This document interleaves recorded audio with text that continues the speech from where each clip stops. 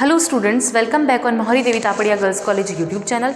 In this class we are going to discuss a grammar topic and the topic name is active and passive voice.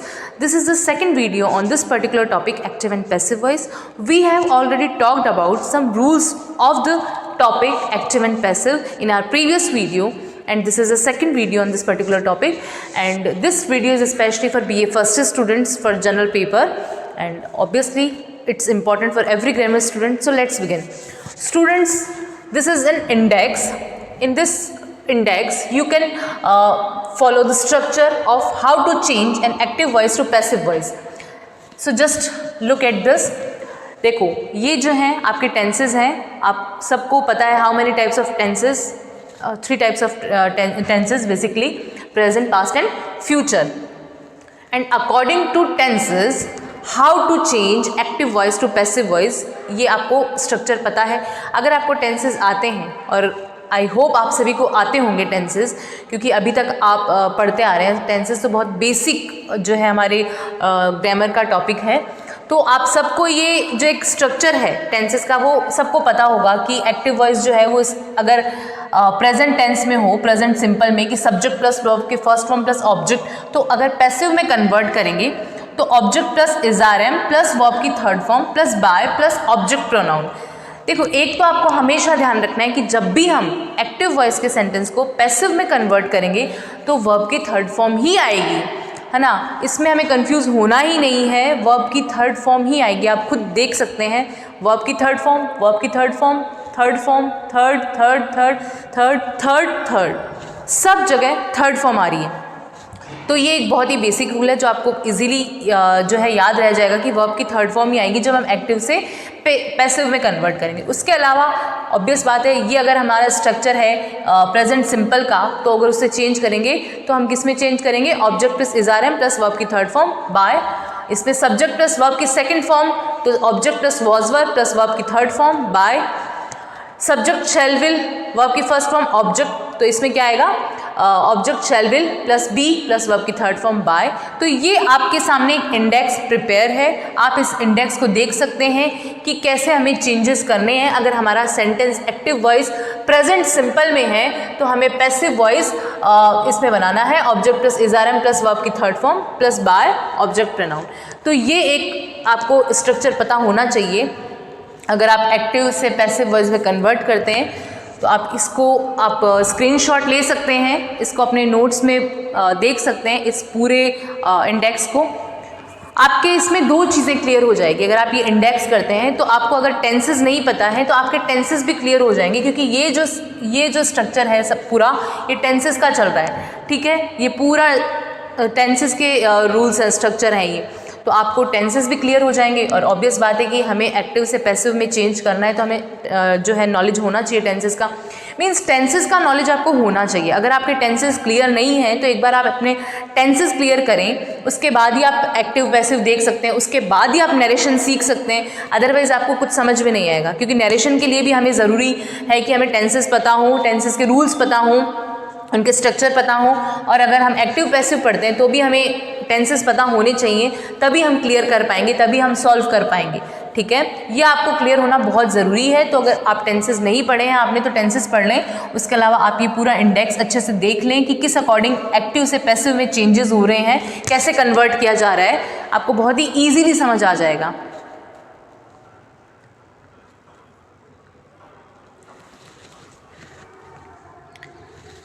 I hope आपने जो है इसका screenshot ले लिया होगा या आपने नोट कर लिया होगा.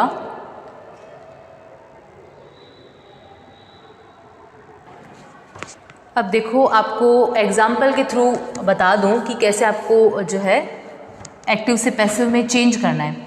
तो सबसे पहले हमारा कौन सा टेंस आएगा, प्रेजेंट सिंपल. प्रेजेंट सिंपल है ना. प्रेजेंट सिंपल का अगर हम कोई एग्जाम्पल देखते हैं तो सपोज़ आपके पास है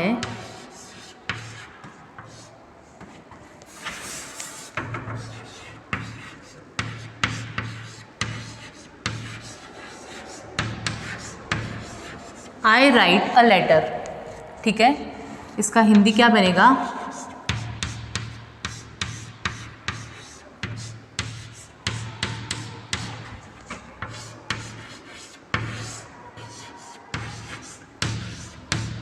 मैं एक पत्र लिखता हूँ,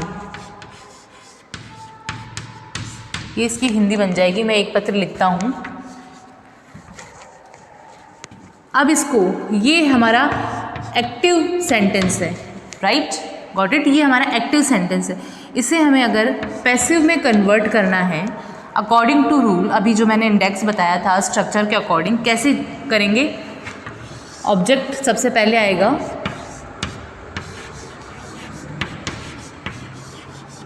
वर्ब की third form, sorry is are am, तो अ लेटर इज, फिर वर्ब की थर्ड फॉर्म,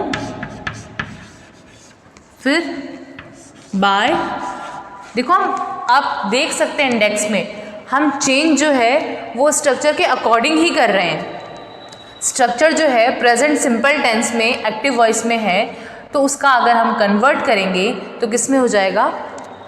देखो आप कॉन्टिन्यूस में, a letter is written by. अब ऑब्जेक्ट प्रोनाउन आई है तो क्या आ जाएगा? मी। ये तो आपने पढ़े हैं, जो पर्सन्स है वो तो पढ़े हैं, first person, second person, third person. तो आई का क्या होता है? मी होता है। तो a letter is written by me, मैं एक पत्र लिखता हूँ, आई राइट अ लेटर, और a letter is written by me, ये हमारा पैसिव हो गया। और इसका क्या हो जाएगा हिंदी?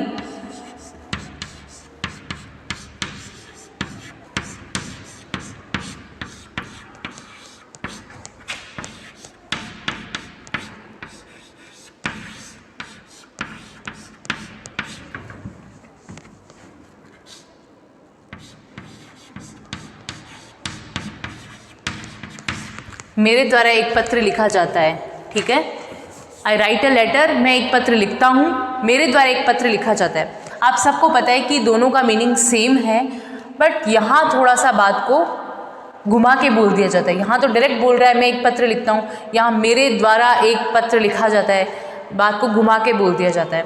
तो हमेशा एक्टिव से पैसिव में कन्वर्ट करेंगे तो अकॉर्डिंग टू टेंसेस के स्ट्रक्चर के अकॉर्डिंग ही चेंज करना है। और क्या होता है कि हमें ध्यान रखना है कि वर्ब की हमेशा थर्ड फॉर्म आएगी।